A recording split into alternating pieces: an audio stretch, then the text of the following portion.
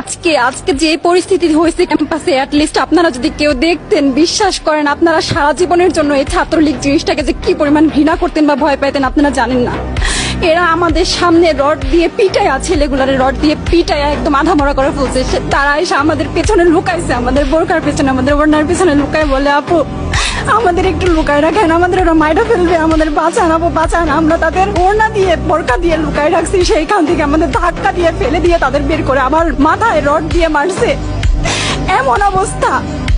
এবং তারা আমাদের ক্যাম্পাসের পরিচিত মুখ, আমরা চিনি তাদের, তারা এই অবস্থা করছে, রাস্তায় একদম শোয়াই ফেলছে। আমাদের হলের মেয়েদের বুকে বড় বড় যে আসতো ইট, এই ইটগুলো বুকে ফেঁকে দিছে, মানে একদম পুরো বুকে লাগছে, এরকম জামা কাপড় ছিঁড়ে ফেলছে, এত বাজে অবস্থা। অথচ আমার ব্যাচমেট, আমরা যাদের সাথে ক্লাস করি, একসাথে বসি, আমি তাদের একটা কথা বলতে দেখি না এগুলো নিয়ে, একটা কথা না। এবং তাদের নিউজ ফিডে গেলে দেখবেন তারা এখন এগুলাই সাপোর্ট করে যাইতেছে। কিচ্ছু বলার নাই। আমি কেমনে যাই এই মানুষগুলোর সাথে এত বছর ক্লাস করছি, বা আমি আরো 6টা মাস কিভাবে ক্লাস করবো আমি জানি না, আমি সত্যিই জানি না।